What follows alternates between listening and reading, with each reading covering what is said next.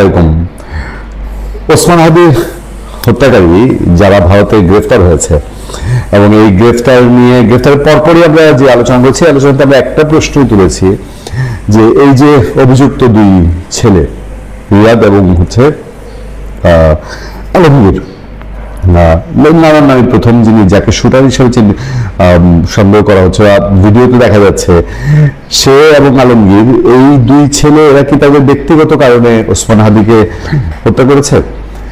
আমি বারবারই আমার মাথা থেকে এটা যাচ্ছে না যে এর পেছনে কি আর কোনো রহস্য নাই, এটার সাথে আর কোনো রাজনৈতিক শক্তি, অন্য কোনো নির্বাচন সংক্রান্ত কোনো শক্তি, কারণ নির্বাচন তফসিল ঘোষণার সঙ্গে সঙ্গে দিনে দুপুরে এই কাজটা করা হয়েছে। হাসনাত আবদুল্লাহর একটা ফটো কার্ড ঘুরছে যে জজ মিয়ার মতন করে এই হাদি হত্যাকারীদের সাজিয়ে যদি ইনকিলাব মঞ্চ বা জুলাই যোদ্ধাদের হয়রানি করা হয় তাহলে দেখে নেওয়া হবে। আরে বাবা, এর সাথে নিচে কমেন্টে ভর্তি ঠাকুর ঘরে কে রে আমি কলা খাই না। মানুষের সন্দেহের চোখে খালি আওয়ামী লীগ ইন্ডিয়া নাকি এই হাসনাত আবদুল্লাহ, ইনকিলাব মঞ্চ, তাদের চোখের সামনে ঘুরছে ইন্ডিয়া আওয়ামী লীগ? আর আরেকটা পক্ষ তো আছে, ওই পক্ষ তো দুর্বল না, ওই পক্ষ অনেক শক্তিশালী এবং অনেক সমর্থক। তারা সন্দেহ করছে ডাল মে কুছ কালা হে, শস্যের মধ্যে ভূত আছে কিনা। ওসমান হত্যাকাণ্ডের এই আসামিরা গ্রেফতার হওয়ার পরে, ইন্ডিয়াতে গ্রেফতার হওয়ার পরে বেশ কিছু ঘটনা ঘটছে। আচ্ছা, আমার সামনে একটা খবর আছে, ছাত্রদলের ভেতরে নিশ্চয়ই কিছু একটা সন্দেহ ঘুরছে। ছাত্রদল হয়তো প্রকাশ্যে বলছে না। ওই মনে আছে ওসমান হাদির হত্যার পরে সাথে সাথে ঢাকা বিশ্ববিদ্যালয়ের সাদিক কায়ুম মির্জা আব্বাসকে লক্ষ্য করে পোস্ট দিয়ে বসেছিল, মির্জা আব্বাস এই কাজ করেছে। মানে এটা প্রি প্ল্যান কিনা। আচ্ছা, তারপরে তো মানুষের মধ্যে ধারণা হয়েছে মির্জা আব্বাস এই কাজ করতো, এতটা ব্যাকল মির্জা আব্বাস না। ছাত্রদলের ভেতরে কি এখনো সেই সন্দেহ কাজ করছে যে তাদের অপোনেন্ট কেউ এটা জড়িত? হাদি হত্যাকাণ্ডের ঢাল বানিয়ে নির্বাচন পেছানোর ষড়যন্ত্র হয়েছিল। ছাত্রদল সাধারণ সম্পাদক, ইনকিলাব মঞ্চের আহ্বায়ক, একটা না আরো ঘটনা আছে, আর দু তিনটা আপনাদেরকে আমি ক্লু ধরবো। এই যে ওসমান হাদি এই হত্যাকারী ইন্ডিয়া ধরা খাওয়ার পরে কেমন যেন একটা রহস্য একটা ভাব। ছাত্রদলের সেক্রেটারির কথা শুনে নেন।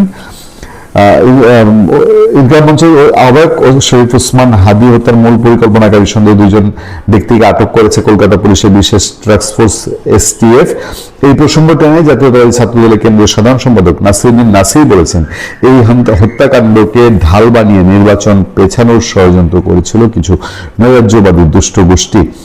ফেসবুক স্ট্যাটাসে সাধারণ সম্পাদক লিখছেন, ইনকিলাব মঞ্চের আহ্বায়ক ওসমান হাদি হত্যার অন্যতম প্রধান অভিযুক্ত ফয়সাল মাসুদ করিম, ফয়সালের সহযোগী আলমগীর শেখ ভারতে গ্রেফতার হওয়ার খবর আনন্দবাজার সহ ভারতের বিভিন্ন গণমাধ্যমে নিশ্চিত করেছে। হত্যাকাণ্ড ঘটানোর কয়েক ঘন্টার মধ্যে ঘাতকরা ভারতে পালিয়ে যায়। অন্তর্বর্তী সরকারের সময় মূল অভিযুক্ত কেউ গ্রেফতার হয়নি, কিন্তু এই হত্যাকাণ্ডকে ঢাল বানিয়ে নির্বাচন পেছানোর ষড়যন্ত্র করেছিল কিছু নৈরাজ্যবাদী দুষ্ট চক্র। নাসির বলেন, বিএনপি সরকার দায়িত্ব গ্রহণের পর 2 সপ্তাহের মাথায় ভারতে প্রধান দুই আসামি গ্রেফতার হওয়ার বিষয়টি তাৎপর্যপূর্ণ। আমরা বলেছি তাৎপর্যপূর্ণ। ইউনূস থাকলে এই ঘটনা ঘটতো না। ইউনূস নিজেও পারতো না ভারতের সাথে লেন ব্যবহার করতে, আর বাংলাদেশের গোয়েন্দারাও যে ভূমিকা রেখেছে এইটা ইউনূসের দিনে সম্ভব ছিল না। জাতীয়তাবাদী দল হাদি হত্যার বিচারের ক্ষেত্রে বদ্ধপরিকর ছিল এবং আছে। নির্বাচনী ইশতেহারেও বিচার নিশ্চিত করার প্রতিশ্রুতি দেওয়া হয়েছিল। বিএনপি চেয়ারম্যান এবং মাননীয় প্রধানমন্ত্রী জনাব তারেক রহমান দেশে ফিরে ওসমান হাদির কবর জিয়ারত করেন এবং বিচারের প্রতিশ্রুতি পুনর্ব্যক্ত করেন। হাদি হত্যাকাণ্ডের বিচারের ক্ষেত্রে সরকারের অস্থিরতা, আন্তরিকতা তাদের কাজের মাধ্যমে প্রমাণিত হয়। ছাত্রদল সাধারণ সম্পাদক আশা প্রকাশ করেন, বন্দি প্রত্যাবর্তন চুক্তির প্রতি শ্রদ্ধাশীল হয়ে ভারত এই অভিযুক্তদের প্রত্যাবর্তন করবে। এটা ব্যাপারে আমরা প্রচন্ড আশাবাদী, ভারত এটা করবে, না করলে ধরতো না। এক্ষেত্রে সরকার অবশ্যই জোরালো কূটনৈতিক তৎপরতা চাইবে। হাদি হত্যার অভিযুক্ত দুই বাংলাদেশি রাহুল ওরফে ফয়সাল করিম মাসুদ, প্রসঙ্গত বলা হচ্ছে আলমগীর হোসেন এই হত্যাকাণ্ডের পরে পালিয়ে যায়। আচ্ছা, ছাত্রদল সভাপতি সন্দেহ করছেন। নীলা ইসরাফিলের কথা আপনাদের মনে আছে? নীলা ইসরাফিল এনসিপির নেত্রী, তারপরে এনসিপির নেত্রী নানান কিছুতে পরে তর্ক বিতর্ক আলোচনা সমালোচনা দিয়েছেন। তার একটা ফেসবুক পোস্ট গতকাল রাতেই ঘুরছে। হাদি হত্যাকারীদের দুজনকে যখন ভারতে গ্রেফতার করা হলো তার পরপরই পোস্ট। ওসমান হাদি হত্যাকাণ্ডের দুই অভিযুক্ত গ্রেফতার হওয়ার খবর সামনে আসার সাথে সাথে ইনকিলাব মঞ্চের জুমা তার ফেসবুক আইডি অফ করে দিছে। কিন্তু কেন? নীলা ইসরাফিল প্রশ্ন করছেন। জুমা মির্জা আব্বাসকে মবের মুখে ফেলতে চেয়েছিলেন ঢাকা মেডিকেলে। হাদি যেদিন গুলিবিদ্ধ হয়েছে মির্জা আব্বাস দেখতে গিয়েছিলেন। জুমা তার ফেসবুক পোস্টে বলেছে, আমরা এই নিয়ে আলোচনা করেছি যে হাদি হত্যার সঙ্গে যারা জড়িত তারা তার জানাজার প্রথম দ্বিতীয় কাতারে উপস্থিত ছিল। সেই জুমা হঠাৎ করে কেন তার ফেসবুকের এই অ্যাক্টিভিটি বন্ধ করে দিল? স্বাভাবিকভাবে মিরাজ সাইফুল প্রশ্ন তুলতে পারেন না। এবার আসেন আরো একটি স্পর্শকাতর জায়গায়। ফয়সাল যেন বলির পাঁঠা না হয় হাদির বোন, পুরো গ্যাং যেন সামনে আসে এবং জড়িত সবাইকে বিচারের আওতায় আনা হয়। ইনকিলাব মঞ্চের আহ্বায়ক শরীফ ওসমান হাদি হত্যাকাণ্ডের ঘটনায় জড়িত সবাইকে আইনের আওতায় এনে দৃষ্টান্তমূলক শাস্তির দাবি জানিয়েছে তার বোন মাসুমা হাদি। তিনি বলেন, পুরো গ্যাং যেন সামনে আসে এবং জড়িত সবাইকে বিচারের আওতায় আনা হয়, শুধু ফয়সাল যেন বলির পাঁঠা না হয়। ফয়সালের ফাঁসি দিয়ে অন্যদের আড়াল করা হলে তা কখনোই ন্যায় বিচার হবে না। হাদি হত্যাকাণ্ডের 2.5 মাস পর প্রধান আসামি ফয়সাল করিম মাসুদ ও সহযোগী আলমগীর হোসেন গ্রেফতার করেছে ভারতের পুলিশ। সেই খবর পাওয়ার পর ওসমান হাদির বোন তিনি এই প্রতিক্রিয়া জানাচ্ছেন সংবাদ মাধ্যমকে। তার বোন মাসুমা সোমবার ঝালকাঠি জেলার নলছিটি উপজেলায় খাসমহল এলাকায় বাড়িতে বসে তিনি সংবাদ মাধ্যমকে বলছেন, বিডি নিউজকে তিনি বলছেন, ফয়সাল একজন শুটার, তাকে গ্রেফতার করা হয়েছে, এতে আমরা কিছুটা আশাবাদী যে তার বিচার হবে। তবে এই হত্যাকাণ্ডের পেছনে আরো কারা জড়িত, ফয়সালকে কে নির্দেশ দিয়েছে, কে অর্থ জুগিয়েছে এবং কারা তাকে জেল থেকে জামিনে বের করে সহায়তা করেছে, এসব বিষয়ে তদন্তের মাধ্যমে প্রকাশ করা প্রয়োজন। হাদি গুলিবিদ্ধ হওয়ার পর 14 ডিসেম্বর এই হাদি গুলিবিদ্ধ হওয়ার পর গত 14 ডিসেম্বর ইনকিলাব মঞ্চের সদস্য সচিব আব্দুল্লাহ জাবের বাদী হয়ে হত্যার চেষ্টায় মামলা করেছিল। এটার চার্জশিটে নারাজি দিয়েছে বাদী পক্ষ।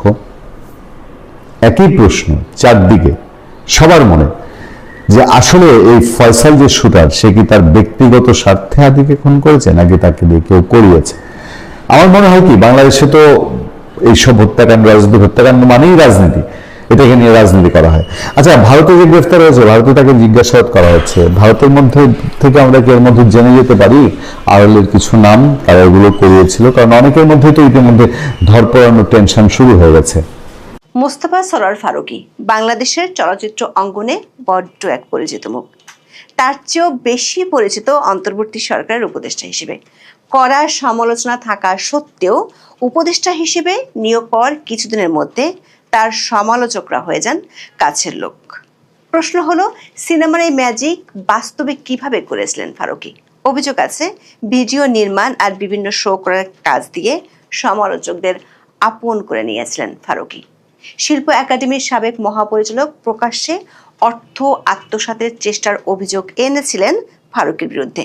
তাতে টলেনি তার গদি, বরং জুলাইয়ের নামে বাংলাদেশের ইতিহাসে অভূতপূর্ব আর্থিক অনিয়মের রেকর্ড করার নানা কাহিনী প্রকাশ হচ্ছে মোহাম্মদ ইউনূসের আমলের এই উপদেষ্টার নামে। বিনা দরপত্রে 110 কোটি টাকা খরচ করেছিলেন যে অজুহাতে, পরে দেখা গেল সে কাজ শেষই হয়নি। আবার নিজেকে পালের গোদা বানিয়ে নিয়ম বহির্ভূতভাবে নিজেই হয়েছেন নিয়োগকর্তা। জুলাই শোর নামে ভাই ব্রাদারদের কাজ দেয়া আর ড্রোন শোর নামে বিদেশে অর্থ পাচারেরও অভিযোগ উঠে এসেছে। আমাদের অনুসন্ধান বলছে, সিনেমার দৃশ্যের মতোই ফারুকী তার আর্থিক লেনদেনের অনিয়মগুলো রাখতে চেয়েছেন পর্দার আড়ালে। আওয়ামী লীগ আমলে নেওয়া সংস্কৃতি মন্ত্রণালয়ের সব প্রকল্পের খবর আপনি মন্ত্রণালয়টির ওয়েবসাইটে পাবেন, কিন্তু ফারুকীর আমলে ঠিক কী কী প্রজেক্ট নেওয়া হয়েছিল সেগুলোর কোনো ঠিকজি মন্ত্রণালয়ের ওয়েবসাইটে পাবেন না। শুধু তাই নয়, কৌশলে পাবলিক প্রকিউরমেন্ট অথরিটির ওয়েবসাইট থেকেও তথ্য সরিয়ে ফেলা হয়েছে। 2024 সালের 8ই আগস্ট দায়িত্ব নিয়েছিলেন মোহাম্মদ ইউনূস। শুরু থেকেই ইউনূসের সরকার পরিচিত পায় এনজিও গ্রাম সরকার হিসেবে। ওই বছরের 10ই নভেম্বর অন্তর্বর্তী সরকারের কলেবর বাড়ান ডক্টর ইউনূস। তখন নতুন করে উপদেষ্টা পরিষদে ডাক পান 4 জন। তাদের মধ্যে একজন ছিলেন চলচ্চিত্র নির্মাতা মোস্তফা সরোয়ার ফারুকী। 2024 সালের 11ই নভেম্বর বিবিসি বাংলায় প্রকাশিত এক খবরে বলা হয়, মূলত উপদেষ্টা পরিষদে মোস্তফা সরোয়ার ফারুকীর নাম ঘোষণার পরপরই শেখ হাসিনা বিরোধী আন্দোলনের সংগঠক ও সমর্থকরা ক্ষোভ প্রকাশ করতে শুরু করেন। ফারুকী ও তার অভিনেত্রী স্ত্রী নুসরাত ইমরোজ তিশা শেখ হাসিনা বা আওয়ামী লীগের ঘনিষ্ঠ ছিলেন উল্লেখ করে তখন বৈষম্য বিরোধীরা একে আওয়ামী লীগ পুনর্বাসন হিসেবে বর্ণনা করেছিলেন। তখন অনেকে শেখ হাসিনার সাথে অভিনেত্রী নুসরাত ইমরোজ তিশার হাস্যোজ্জ্বল ছবিও পোস্ট করেছিলেন।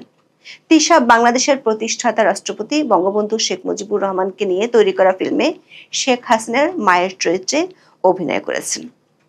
তখন বিএনপির স্থায়ী কমিটির সদস্য হাফিজ উদ্দিন আহমেদ, যিনি এখন মুক্তিযুদ্ধ মন্ত্রী, তিনি ঢাকায় এক অনুষ্ঠানে আওয়ামী ঘরানার লোকজন উপদেষ্টা পরিষদে ঢুকে গেছে বলে মন্তব্য করেছিলেন।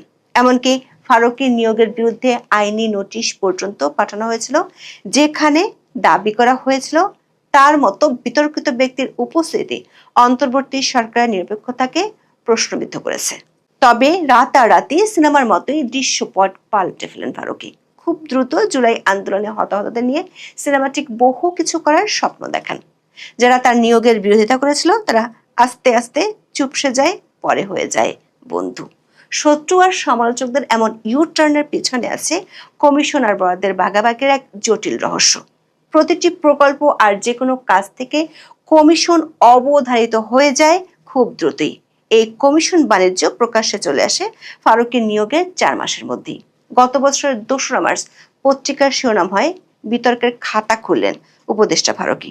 বিশিষ্ট নাট্য ব্যক্তিত্ব এবং শিল্পকলা একাডেমির তৎকালীন মহাপরিচালক সৈয়দ জামিল আহমেদ উপদেষ্টা ফারুকীর বিরুদ্ধে সরাসরি অর্থ আত্মসাতের চেষ্টার অভিযোগ করেছিলেন। সৈয়দ জামিল আহমেদ পদত্যাগের আগে একটি সংবাদ সম্মেলনে বিস্ফোরণ ঘটান। তিনি অভিযোগ করেন উপদেষ্টা ফারুকী কোনো আনুষ্ঠানিক চিঠি বা প্রজেক্ট প্রপোজাল ছাড়াই শিল্পকলা একাডেমির তহবিল থেকে কোটি কোটি টাকা দাবি করতেন। একটি নির্দিষ্ট ঘটনায় ফারুকী তাকে সরাসরি একটি চেক লিখে দিতে বলেন একটি জরুরি প্রজেক্টের জন্য। যখন জামিল আহমেদ নিয়ম অনুযায়ী লিখিত নির্দেশ দাবি করেন, তখন উপদেষ্টা তার সাথে চরম দুর্ব্যবহার করেন এবং তাকে ব্যক্তিগতভাবে আক্রমণ করেন। শিল্পকলা একাডেমি একটি স্বায়ত্তশাসিত প্রতিষ্ঠান হলেও ক্ষমতায় থাকাকালে ফারুকী এটিকে তার ব্যক্তিগত প্রোডাকশন হাউস হিসেবে ব্যবহার করতেন। আমাদের অনুসন্ধান বলছে ইউনেস্কোর সদর দপ্তরে প্রদর্শনের জন্য একটি 15 মিনিটের ভিডিও নির্মাণের জন্য ফারুকী আর তার অনুসারীদের টাকার দরকার ছিল। এই ভিডিও নির্মাণের জন্য কোনো বাজেট ক্লিয়ারেন্স ছিল না। তবুও ফারুকী একাডেমির নিজস্ব তহবিল থেকে টাকা বের করতে চেয়েছিলেন। যখন ডিজি অস্বীকৃতি জানান, তখন তাকে হোয়াটসঅ্যাপ সমন্বয় গ্রুপ থেকে বের করে দেওয়া হয় এবং মন্ত্রণালয়ের কর্মকর্তাদের মাধ্যমে তাকে কোণঠাসা করা হয়। জামিল আহমেদকে বিদায় করিয়ে দেওয়ার পর শিল্পকলা একাডেমি হয়ে যায় ফারুকীর অবৈধ আয়ের বড় একটি খাত। ফারুকীর নিয়োগের পর যারা তার সমালোচনায় মুখর ছিল, তাদের নানাভাবে শিল্পকলা একাডেমি থেকে টাকা দেওয়া হতো। ভিডিও নির্মাণের নামে 1.25 বছর ধরে চলে বহু 9-6। দর্শক, এরই মধ্যে বাংলাদেশের পত্রপত্রিকায় ফারুকীর মন্ত্রণালয়ের 2টি বড় প্রকল্পের দুর্নীতির খবর বেরিয়েছে। তার মধ্যে একটি হলো জুলাই স্মৃতি জাদুঘর। এই স্মৃতি জাদুঘরে যে অনিয়ম হয়েছে সেটি বাংলাদেশের কোনো রাজনৈতিক সরকারের আমলেও বিরল। গণভবনকে জুলাই স্মৃতি জাদুঘর বানানোর জন্য ফারুকীর মন্ত্রণালয় থেকে 111,19,81,000 টাকার বিশাল অঙ্কের প্রস্তাব দেওয়া হয়। 15 জুলাই সচিবালয়ে অনুষ্ঠিত অর্থনৈতিক বিষয় সংক্রান্ত উপদেষ্টা পরিষদ কমিটি এই বিপুল পরিমাণ অর্থ বরাদ্দের নীতিগত অনুমোদন দেয়। সরকারি নিয়মের ব্যত্যয় ঘটিয়ে কোনো ধরনের উন্মুক্ত দরপত্র ছাড়াই এই অর্থ খরচের অনুমতি আদায় করে নেন ফারুকী। সরকারি পিপিআর বা পাবলিক প্রকিউরমেন্ট রুলস অনুযায়ী এত বিশাল অঙ্কের কাজের জন্য উন্মুক্ত দরপত্র বা ওপেন টেন্ডার বাধ্যতামূলক, কিন্তু ফারুকীর নির্দেশে এখানে সরাসরি ক্রয় পদ্ধতি অনুসরণ করা হয়। সরকারের পক্ষ থেকে যুক্তি দেওয়া হয়েছিল 5 আগস্টের মধ্যে কাজ শেষ করার জন্য এই তড়িঘড়ি পদ্ধতি অবলম্বন করা হয়েছে। কিন্তু অনুসন্ধানে দেখা গেছে 2024 সালের ডিসেম্বর থেকে এই প্রকল্পের পরিকল্পনা নেওয়া হয়েছিল। তবে কেন 7 মাস সময় হাতে থাকা সত্ত্বেও দরপত্র ডাকা হয়নি তখন? সরকারি নথিপত্র বলছে এই জাদুঘরটি প্রথমে জাতীয় জাদুঘরের একটি শাখা হিসেবে তৈরির পরিকল্পনা ছিল, কিন্তু ফারুকীর প্রভাবে পরবর্তীতে এটিকে একটি স্বাধীন প্রতিষ্ঠান হিসেবে গড়ে তোলার সিদ্ধান্ত নেওয়া হয়।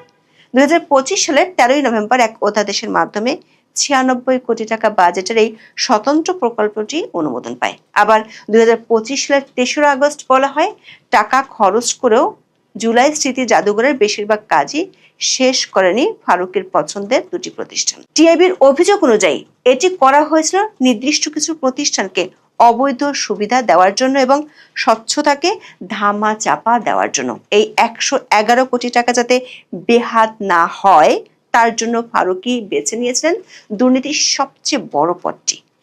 এই জুলাই স্মৃতি জাদুঘর নিয়ে ফারুকীর বিরুদ্ধে আরও অভিযোগ আছে।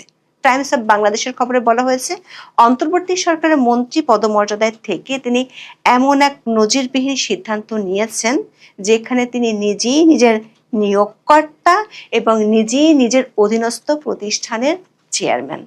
আর সরকারি প্রতিষ্ঠানের চেয়ারম্যান হওয়ার জন্য নিয়োগের শিক্ষাগত যোগ্যতাও শিথিল করেছেন মোস্তফা সরোয়ার ফারুকী। জুলাই স্মৃতি জাদুঘর অধ্যাদেশের ৮ নম্বর ধারায় বলা হয়েছিল, শিক্ষা, ইতিহাস বা সংস্কৃতি জগতের একজন বিশিষ্ট বিশেষজ্ঞ এই জাদুঘরের বোর্ডের নেতৃত্ব দেবেন। কিন্তু জাতীয় নির্বাচনের মাত্র কয়েকদিন আগে ৩রা ফেব্রুয়ারি এক গেজেটের মাধ্যমে ফারুকী নিজেই সেই পদের দায়িত্ব গ্রহণ করেন। এই পদক্ষেপকে নৈতিক স্খলন ও স্বার্থের সংঘাত হিসেবে দেখছেন বিশেষজ্ঞরা। একজন সিটিং উপদেষ্টা হিসেবে ফারুকী নিজেই এই জাদুঘরের পরিচালনা পর্ষদের চেয়ারম্যান পদটি অলংকৃত করেন। ট্রান্সপারেন্সি ইন্টারন্যাশনাল বাংলাদেশ বা টিআইবি বলছে, এটি ছিল স্বার্থের সংঘাত বা কনফ্লিক্ট অফ ইন্টারেস্টের একটি বড় উদাহরণ। একজন উপদেষ্টা কিভাবে তার নিজের মন্ত্রণালয়ের অধীনে গঠিত একটি প্রকল্পের প্রধান নির্বাহী হতে পারেন তা নিয়ে মন্ত্রণালয়ের সবার মধ্যে বিস্ময় থাকলেও ইউনূসের প্রিয় ভাজন ফারুকীর তাতে কোনো অসুবিধা হয়নি।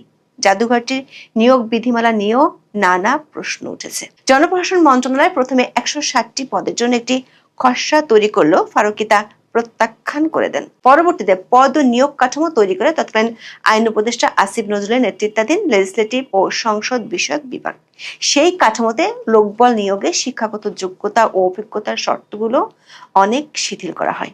সংশ্লিষ্টরা বলছেন, আগের শর্ত বহাল থাকলে ফারুকী নিজে গভর্নিং বোর্ডের চেয়ারম্যান হওয়ার যোগ্যতা হারাতেন। তাকে চেয়ারম্যান হওয়ার সুযোগ করে দিতে শিক্ষাগত যোগ্যতা শিথিল করা হয়। ফারুকী তার